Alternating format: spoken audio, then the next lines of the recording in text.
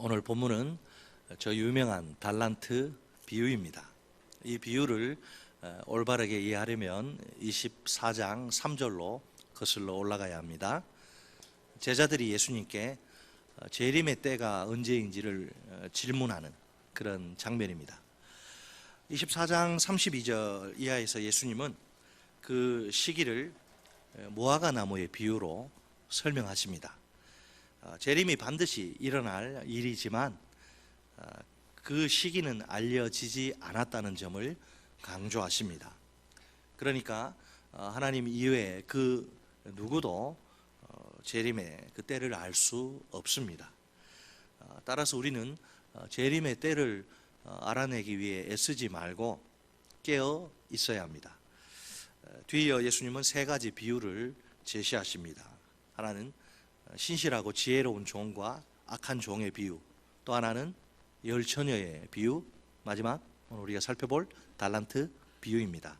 이 세 비유의 목적은 우리가 예수님의 재림을 깨어서 준비하도록 만드는 것입니다. 본문 14절을 보면 주인이 타국에 가야 해서 집을 떠나야 할 상황입니다. 다시 집으로 돌아올 때까지 자기 소유를 대신 맡아줄 믿을 만한 그런 사람이 필요합니다. 그래서 그는 자기 소유를 종들에게 믿고 맡깁니다. 첫째 종에게는 5달란트, 둘째 종에게는 2달란트, 그리고 셋째 종에게는 1달란트가 주어집니다. 아시듯이 다들 잘 아시듯이 일반적으로 한 달란트는 6천 데나리온에 해당합니다. 한 데나리온은 노동자의 하루 품삯입니다. 따라서 한 달란트는 20년 동안 한 푼도 20년 동안 열심히 벌어서 한 푼도 쓰지 않아야 모을 수 있는 돈입니다. 결코 적지도 않고 모으기 쉽지도 않은 그런 돈이죠. 2달란트는 40년 동안, 5달란트는 100년 동안 일해서 전부 하나도 안 쓰고 모아야 마련할 수 있는 돈이니 더욱 엄청나게 큰 액수입니다. 이처럼 종들에게 맡겨진 책임이 굉장히 큽니다. 그런데 달란트는 어떻게 주어졌느냐? 각각 그 재능대로, 그러니까 각각 종들의 능력에 따라 차등으로 이렇게 주어집니다. 달란트가 한 개인의 자연적 재능 또는 능력 자체는 아닌 셈이지요. 예수님이 다시 오시기 전까지 우리 각자에게 개인적 능력에 따라 부여하신 책임과 기회가 달란트라고 할 수 있습니다. 당연히 하나님의 나라를 섬기도록 하나님의 뜻을 준행하도록 주어진 책임과 기회겠지요. 그 대표적 예로 다음 단락인 31절로 46절은 지극히 작은 형제를 섬기는 삶을 제시합니다. 연약한 이웃을 외면하지 않고 섬김과 돌봄을 그리스도의 사랑으로 몸소 실천하는 것, 이것이 달란트를 이렇게 선용하는, 활용하는 한 가지 구체적 케이스죠. 종들의 재능이 다 똑같을 수 없으니까 달란트의 차이가 있는 게 정상입니다. 주인이 다 알아서 그 재능의 차이에 따라 자기 소유를 이렇게 종들에게 맡긴 것입니다. 각자에게 지나치지도 않고 모자라지도 않게, 지나치면 감당을 못해요. 모자라면 또 안 되죠. 지나치지도 않고 모자라지도 않게 정확하게 적당하게 말입니다.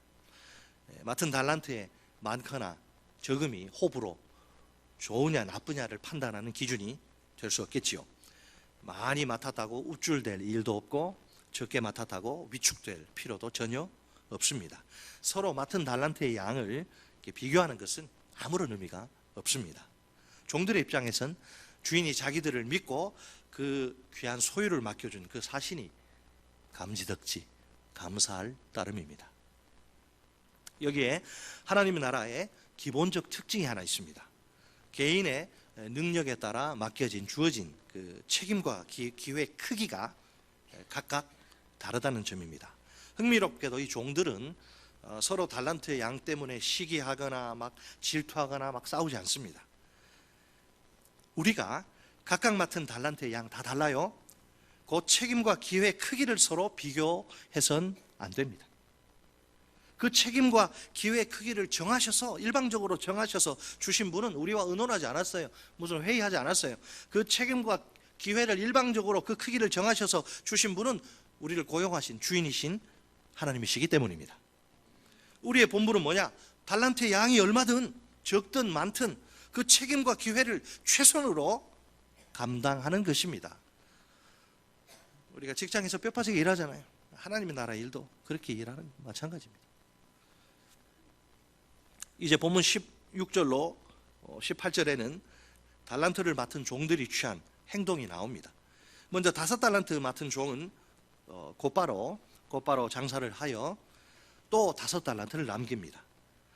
종이 장사를 어떻게 했느냐, 이 비결이 뭐냐, 그런 것은 이 비유의 초점이 아닙니다. 그는 맡은 달란트를 긴급히 적극적으로 투자해서 배를 남깁니다. 솔직히 이게 투자하시는 분들 계신지 모르겠지만은 엄청난 돈을 투자한다는 이거는 대단한 위험이 따르는 일입니다. 자칫하다가는 무슨 이익은 고사하고 원금 홀랑 까먹고 원금에 큰 손실을 입힐 수도 있습니다. 하지만 이 종은 그런 위험까지 감수하기로 결단합니다.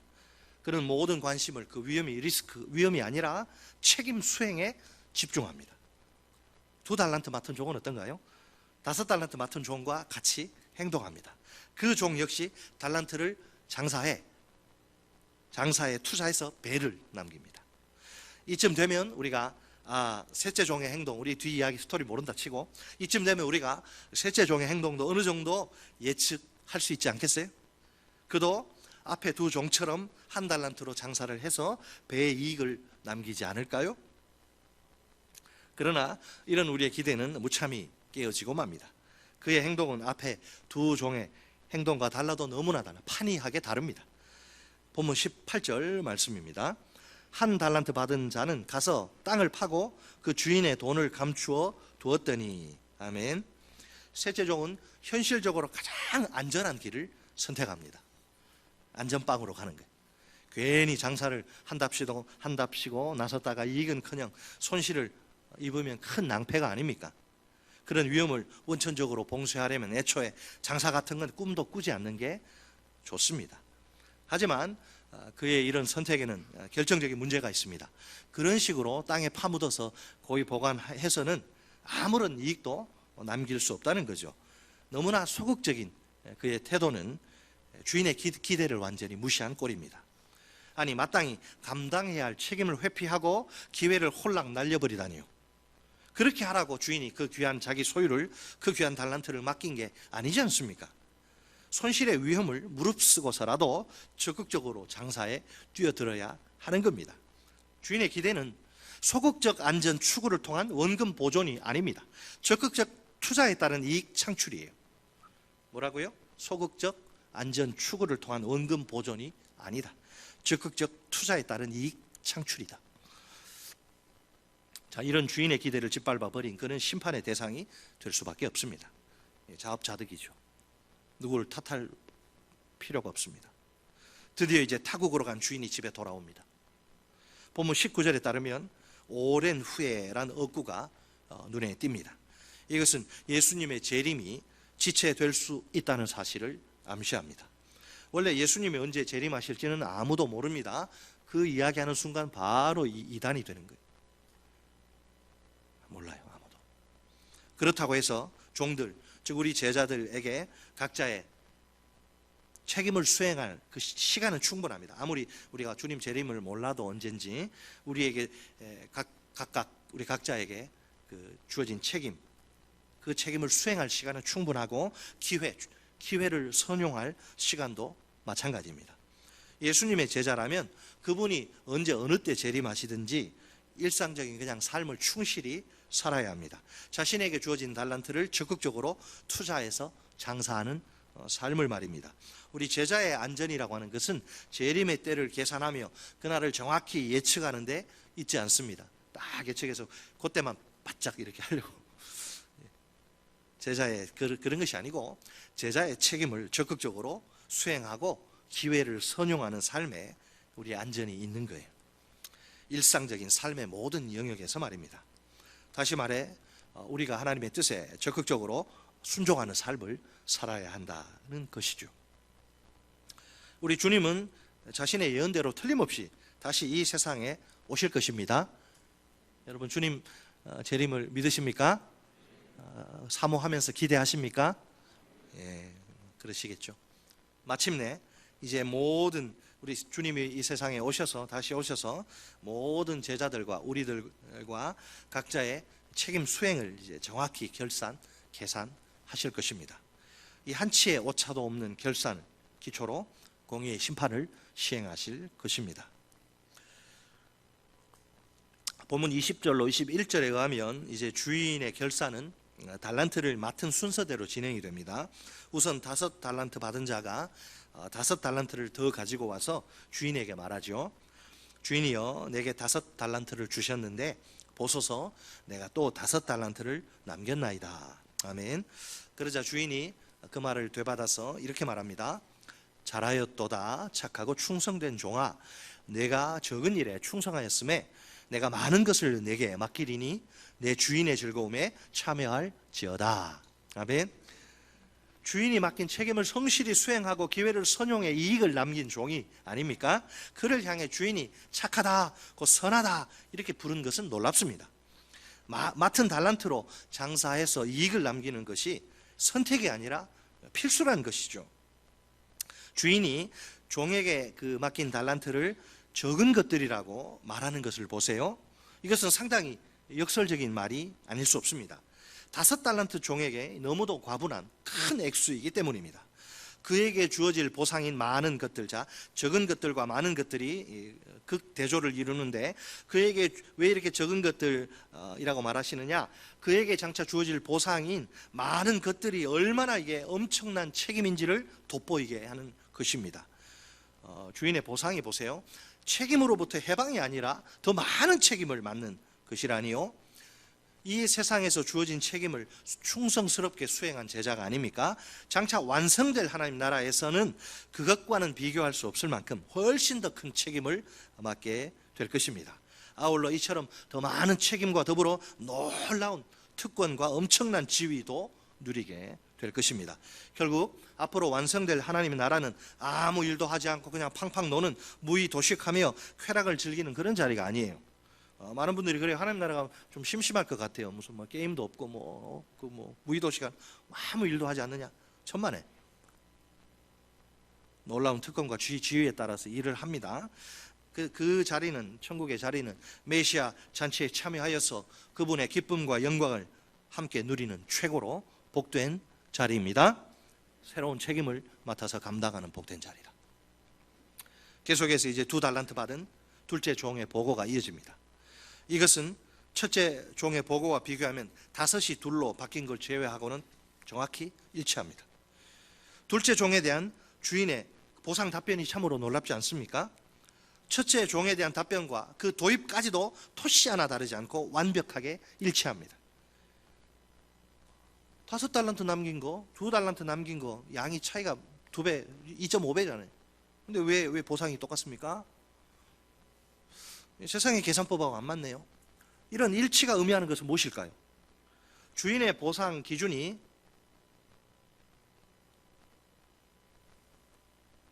남긴 달란트의 양이 아니라 충성에 있다는 것을 밝히 보여줍니다. 두 종은 달란트의 양에 대해서 신경 쓰지 않습니다. 오로지 자신들의 책임을 적극적으로 수행하고 기회를 성실하게 선용합니다. 그 결과로 자그마치 100%의 이익을 남깁니다. 여러분, 세상에 100% 이익이 어디 있습니까? 아무리 투자에 고소라 그래도 100%는. 자, 따라서 두 종에 대한 주인의 보상에는 아무런 차이가 없습니다. 똑같이 양은 차이가 있어도 맡은 양 100% 남겼기 때문에. 자, 문제는 본문 24절로 25절을 보면 1달란트 받은 셋째 종이라. 그는 주인에게 와서 1달란트와 관련해 자신이 행한 일을 보고합니다. 그런데 그의 보고가 분량을 보십시오. 앞에 두 종의 보고보다 상당히 깁니다. 무엇인가 심상치 않은 변화예요. 간단 명료하게 말하지 않아요. 너저분하게 막 이것저것 이야기합니다. 물어보지도 않았어요. 지가 이렇게 하는 거예요. 먼저 그는 주인에 대한 자신의 이해를 밝힙니다. 넌 내가 누군지 아느냐? 물어보지 않았어요. 근데 말하는 거예요. 쓸데없이. 그는 자기 변호를 위해서 주인에 대한 자신의 이해를 밝힙니다. 주인이 굳은 사람 하면 여러분 아주 무서운 엄한 아주 조금만 잘못하면 바로 그냥 징계 날라오는 아주 엄한 사람. 우리 부모들 중에서도 자식이 잘못하는 거 못 참는 분 있잖아요. 넘어가면 별거 아닌데 넘어가면 되는데 그 지적해서 꼭, 아니면 이 빨간 줄 딱 써놨다가 몇 월 며칠 자기 기분 나쁘면 너 몇 월 며칠 일로 와 이 자식아. 굳은 사람, 엄격한 사람, 왜 잘못하면 이제 맞아서 죽는 거예요. 잘못하면. 이런 이해 때문에 그가 소극적 행동에 나서게 된 겁니다. 혹시라도 자신이 맡은 한 달란트 가지고 장사하다가 손해볼까 두렵습니다. 맞아 죽는 거예요. 잘못하면. 그래서 야, 장사는 내 주제에 무슨 장사냐, 이거 안 까먹으면 다행이지. 한 달란트를 땅속에 묻어서 보관하는 겁니다. 한 걸음 더 나아가 주인을 막 또 축해 세웁니다. 대단한 이익 창출 능력이 당신에게 있지 않습니까? 자신의 거의 신념이에요. 신념을 표현합니다. 심지 않은 데서 거두고 해치지 않은 데서 모으는 줄을 내가 알았으므로. 그까지 뭐 수익 남기는 거 이 주인한테는 아무것도 아니잖아요. 뭐 이렇게 장사 이런 게 뭐가 필요하냐 말이에요. 당신 말 한마디면 그냥 달란트가 우르르 막 떨어질 텐데. 주인에 대한 이런 신념은 소극적 행동에 또 다른 핑계를 놨습니다. 주인에게는 주인은 원하기만 하면 얼마든지 이익을 막 무지하게 100%는 뭐예요? 1000%, 1000% 올릴 수 있는 능력이 있다는 거죠. 그래서 굳이 자기가 이런 평범한 사람이 무슨 위험을 무릅쓰고 막 힘들여서 한 달란트로 장사할 필요가 뭐가 있느냐 말이죠. 정말 어처구니가 없어요. 곧이요. 자, 하나님을 모르면 이런 이제 엉뚱한 일을 한단 말이에요. 내 백성이 지식이 없어 망한다 그러죠. 하나님을, 교회를 다녀도 하나님을 똑바로 알아야지, 똑바로 모르면 이런 엉뚱한 일. 이거는 보통 실수가 아니죠. 이거는 이 평생을 속아 산 거죠. 스스로에게. 자, 곧이요. 종은 이제 주인에 대한 그 이해를 기초로 자신의 행동을 딱 보고합니다. 두려워하여. 자, 두려움입니다. 여러분, 하나님을 두려워. 주인을 두려워. 경외하고 다른 겁니다. 이거는 그냥 두려운 거에 얻어맞을까봐. 뭐 좀 잘못하면 그냥 바로 그냥 손바닥 두려워하여 나가서 당신의 달란트를 땅에 감추어 두었었나이다. 잘했죠? 종의 문제는 주인에 대한 그릇된 이해와 신념입니다. 잘못된 신념은 사람 잡습니다. 얼마나 무서운지 몰라요.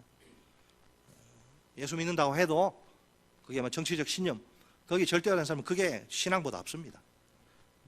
무섭습니다. 그래서 정치 이야기 안 하는 거예요. 안타깝게도 여러분, 이 행동은 주인의 기대와 달리 아무런 이익도 남기지 못합니다. 그 결과 그의 최종 보고가 뒤따르죠. 보소서 당신의 것을 가지셨나이다. 자, 여기 있습니다. 됐죠 이제? 저 혼 안 나죠 이제? 셋째 종은 자신의 문제가 뭔지 전혀 몰라요. 뭔 짓을 했는지를 몰라요. 자신의 행동이 지금 잘못이라고는 생각하지 않습니다. 원금을 잘 보관해가지고 주인에게 돌려줬잖아요. 뭐가 문제예요? 주인에게 단 한 푼도 손해를 입히지 않은 거란 말이에요. 할 말 있다고요. 내가 뭐. 그러나 본문 26절로 27절에 나오는 주인의 반응을 보세요. 너무나 충격적입니다. 아주 돌아가실 것 같아요.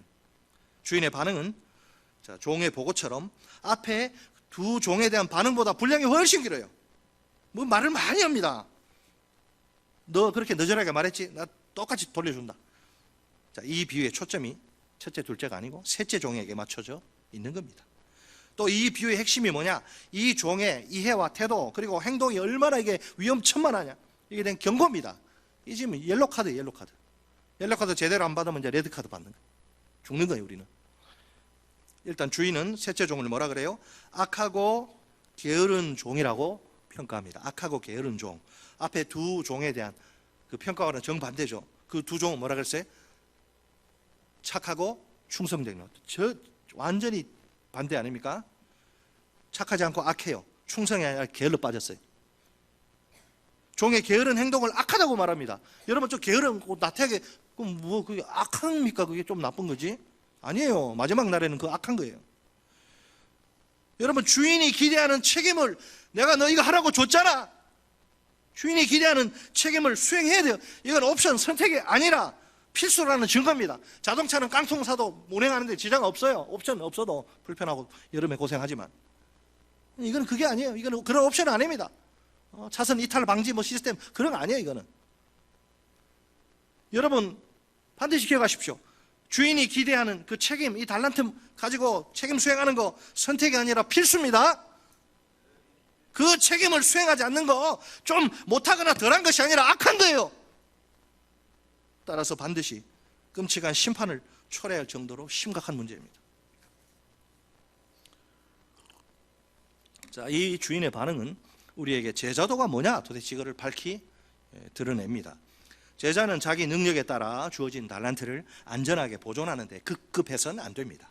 물론 달란트를 투자해서 장사하는 거 손실의 위험을 수반합니다. 건강을 잃을 수도 있고 또 재산, 재물이 이렇게 써야 되니까 야 이러다가 우리 집 생활비도 모자라는 거 아닌가, 손실의 위험을 수반합니다. 하지만 무슨 얘기가 공사장이 아니잖아요. 안전제일 철모 쓰고 그냥 안전제일주의 안전빵, 이 안전제일주의에 빠져가지고 달란트를 안전하게 보존하는 데만 관심을 두면 곤란합니다. 그런 제자는 예수님이 기대하시는 거 하나도 이루지 못해요. 너 이 일 하라고 보냈는데 전혀 못해. 진정한 제자는 그 어떤 위험, 헌신하다가 위험 부담이 있죠. 진정한 제자는 그 어떤 위험 부담을 감수하고서라도 자신에게 주어진 모든 것을 하나님의 뜻에 순종하는 데 과감히 투자하는 삶을 살아야 합니다.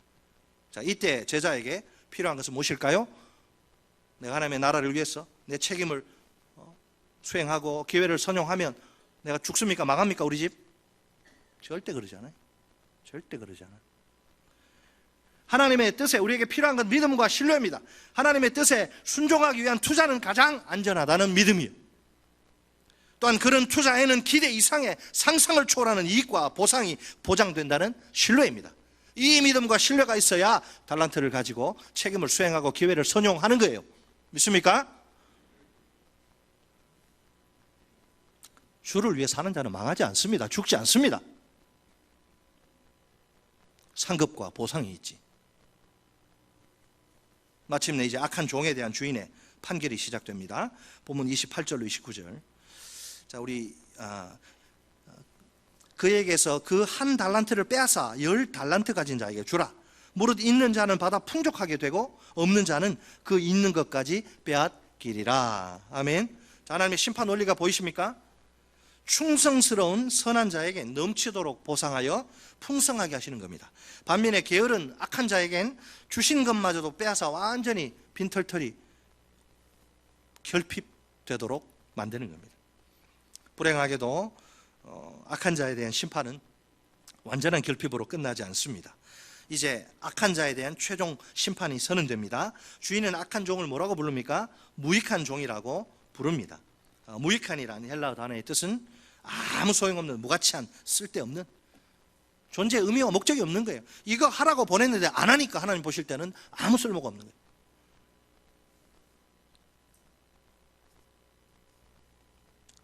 여러분, 주인이 부여한 책임을 저버린 종은 주인에게 아무런 소용이나 가치가 없습니다. 그런 자에 대한 주인의 명령과 선언은 참으로 엄중합니다. 읽기조차 불편해서 참 이게 거시기 하지만, 자, 우리 본문 30절 같이 읽습니다. 시작. 이 무익한 종을 바깥 어두운 데로 내쫓으라. 거기서 슬피 울며 이를 갈리라 하니라. 아멘. 이 얼마나 슬프고 참혹한 최종 운명이란 말입니까? 그리스도가 부여하신 책임을 저버린 자, 내팽개친 자에게 남는 건 파멸과 절망뿐입니다. 그 어떤 추가적 기회나 자비도 주어지지 않습니다. 지금은 은혜 받을 만한 때요, 구원의 날입니다. 지금은 아무리 흉악한 죄인이라도 와서 예수 믿고 구원받을 수 있어요. 그러나 그 문이 닫힐 때가 옵니다.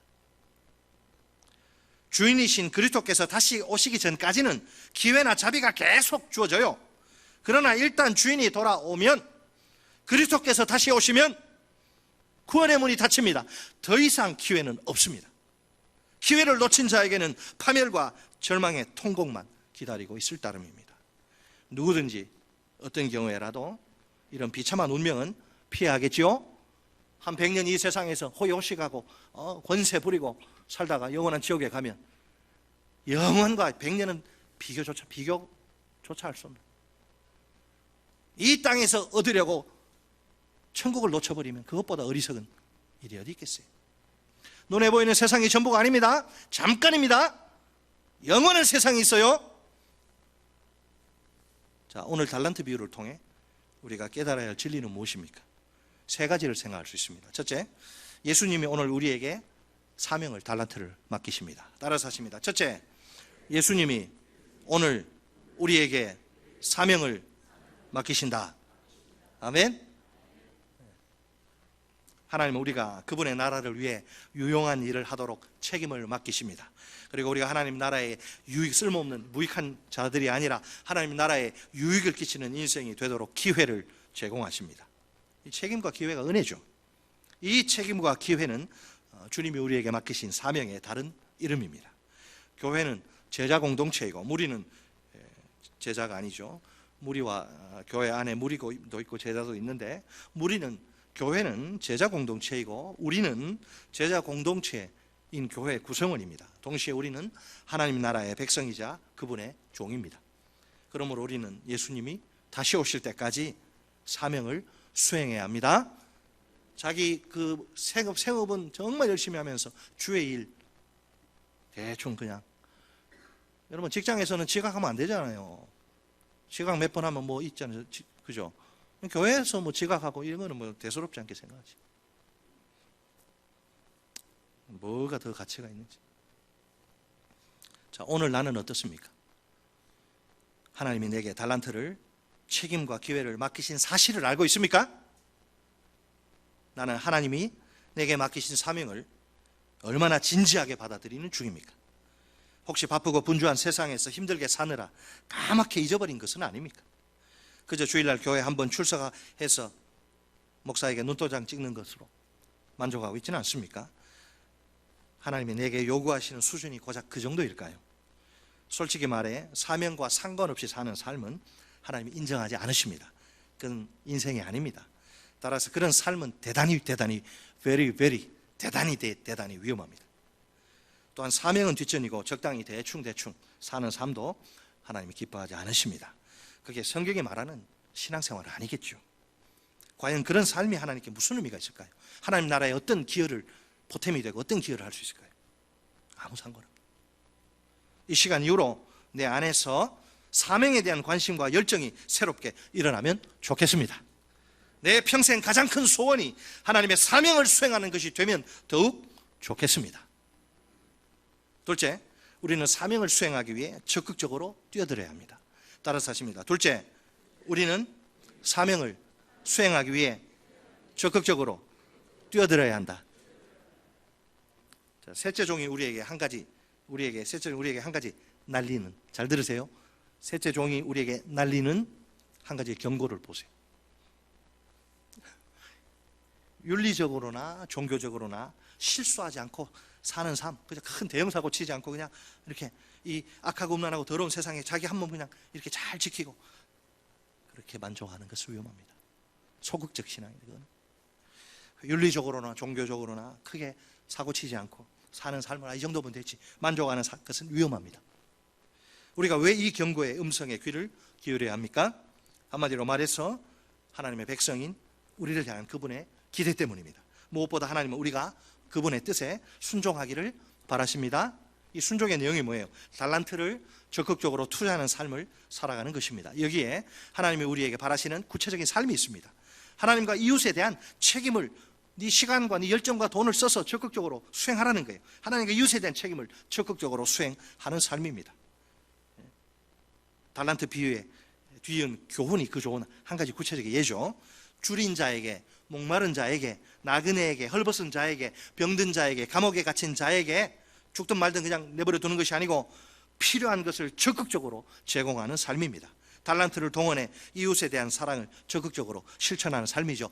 나만 그냥 문제 없으면, 우리 가족만 잘 먹고 잘 살면 옆에 주위의 사람들이 무슨 고통을 당하고 얼마나 괴로워하고 뭐 나하고 피 한 방울 안 섞인 남인데 뭐 이런 식으로, 그건 주님이 기뻐하시지 않죠. 내 달란트를 동원해서 정말 외로운 이웃에게 내 시간을, 나도 바쁘지만 내어서 친구가 되어주고, 우리가 이렇게 여러분 하나님의 기대를 충족시켜 드리면 우리 하나님이 얼마나 기뻐하실까요? 감사하게도 오늘 하나님이 우리에게 참 많은 것을 맡기십니다. 예를 들면 소유, 능력, 지위와 기회 등등이죠. 이 모든 것들은 자신의 안전을 위해 그냥 자기 가족만 그냥 먹고 살라고 잘 보존하라고 주어진 게 아닙니다. 그 크기와 상관없이 하나님의 뜻에 따라 쓰라고, 투자하라고. 그 네 돈 아니지 않느냐, 하나님의 돈이지 않느냐, 투자하라고 주어진 달란트입니다. 위험을 무릅쓰기 싫어, 또 기타 뭐 다른 뭐 이유 있겠지만 종처럼 그렇게 그걸 제대로 사용하지 않고 안전하게 보관하고 묵혀두면 안 됩니다. 그런 소극적 안전 추구로는 사명을 제대로 수행할 수 없습니다. 그러면 우리가 달란트를 언제, 어디에서, 누구에게, 무엇을 위해 투자해야 합니까? 우리 각자가 처한 상황이나 환경이 다르니까 획일적으로 이거다 이렇게 매뉴얼을 이렇게 이야기하기는 어렵습니다. 사실을 말하자면 창의적인 다양한 방법들이 있어요. 우리에게 그 여러 방법들을 마음껏 사용할 자유가 있어서 정말 좋습니다. 딱 한 가지가 아니라 여러 가지를 우리가 할 수 있는 자유를 하나님이 주셔서 감사하죠. 우리가 그 방법들을 발견하기만 하면 됩니다. 예수님의 가르침을 통해 우리 각자가 스스로 기도하는 가운데 구체적으로 어떻게 내가 할 것인가, 이 답을 찾아야 해요. 제가 가르쳐 드릴 수 없습니다. 우리가 다 다르기 때문에. 또한 답을 찾은 후에는 그 답대로 순종해야 합니다. 그러기 위해선 하나님의 도우심이 절대적으로 필요합니다. 우리만으로는 순종할 수 없기에 또 순종을 위해서 기도해야 합니다. 하나님이 보여주시고 깨닫게 하시며 순종하게 하실 줄 믿습니다. 달란트를 하나님 나라를 위해, 자기와 가족만을 위해서가 아니고 달란트를 하나님 나라를 위해, 하나님과 이웃을 사랑하고 섬기기 위해 사용하면 됩니다. 대원칙이에요. 셋째로, 예수님이 다시 오시는 날 사명에 대한 최종 결산과 평가가 이루어집니다. 따라서 하십니다. 셋째, 예수님이 다시 오시는 날 사명에 대한 최종 결산과 평가가 이루어진다. 여러분, 달란트 비유에서 주인이 오랜 후에 돌아오지 않습니까? 이것은 예수님이 다시 오시기까지 우리에게 충분한 기회가 주어졌다는 걸 말하는 거예요. 마지막 날 예수님이 우리에게, 야, 하나님 나라를 위해서 너 어떤 유용한 일 했니? 이렇게 물으실 거예요. 그때 우리가 이런 변명이나 핑계를 늘어놓을 수는 없습니다. 제게 책임을 수행할 기간이 너무 짧았고 선용할 기회도 아주 쥐꼬리만 했어요. 너무 적었어요. 뭐 할 수가 없었어요. 우리의 사명 수행에 대한 예수님의 평가 기준은 오직 뭐예요? 충성, faithfulness, 신실함, 충성이에요. 오직 충성. 우리 모두가 똑같은 양의 달란트를 받은 것이 아니죠. 그러기에 하나님 나라의 일을 수행하는 책임과 기회가 동일할 수가 없어요. 다 다른 거예요. 차이가 있는 거예요. 예수님은 책임과 기회 그 크기로 양으로 우리를 평가하지 않으십니다. 감사해요. 나 한 달밖에 못 받았는데 그 자기 능력이 그러니까 그런 거고, 저 사람 5달란트 비교할 필요도 없고 하나님이 그것만 하라고 주신 거예요. 그럼 그것만 하면 되죠. 이미 하나님이 정하셔서, 하나님 마음이에요. 하나님 우리를 창조하셔서 우리 사지백제 5장 6부를 만드셔서 우리를 정확히 아시는 하나님. 많이 맡겼다가 넘어지면 어떻게 해요? 너무 조금 줘가지고 또 불평하면 어때요? 딱 정확하게 이미 하나님이 정하셔서 맡기신 크기요, 양입니다. 그래서 하나님은 각자가 맡은 일을 수행하는 선한 청지기로 충성하길 바라십니다. 그게 내게 아니고 주님이 잠깐 맡기신 거니까. 이것이 예수님의 재림을 준비하는 올바른 자세요, 태도입니다. 결국 우리를 향한 예수님의 기대는 한결같은 변함없는 충성입니다. 솔직히 주어진 기간이나 기회는 우리에게 아무런 문제가 될 수 없습니다. 충성은 아무리 짧은 기간이라도 아무리 적은 기회에서도 입증할 수 있기 때문입니다. 우리가 모든 소유를 하나님의 뜻에 따라 과감히 투자하는 삶은 참 아름답습니다. 그것은 우리 안에 하나님 나라가 얼마나 왕성하게 성장하는지를 가늠하는 척도예요. 동시에 그 결정적 증거이기도 합니다. 마지막 날 우리 주님은 내 안에 왕성하게 활동하는 하나님의 나라의 증거, 마지막 날 우리 주님은 바로 이 증거를 보시고 보상 혹은 심판을 시행하실 것입니다. 우리 모두 주님으로부터 이런 보상을 받아서 누리게 되기를 간절히 소원합니다. 온 세상에 이 보상보다 더 좋은 것은 아무것도 없다는 사실을 꼭 믿으시기 바랍니다. 잘하였도다 착하고 충성된 종아, 내가 적은 일에 충성하였음에 내가 많은 것을 내게 맡기리니 내 주인의 즐거움에 참여할지어다. 아멘. 우리 같이 한번 해볼까요? 잘하였도다 착하고 충성된 종아, 내가 적은 일에 충성하였음에 내가 많은 것을 내게 맡기리니 내 주인의 즐거움에 참여할지어다. 그렇게 되기를 주 예수의 이름으로 축원하고 축원합니다.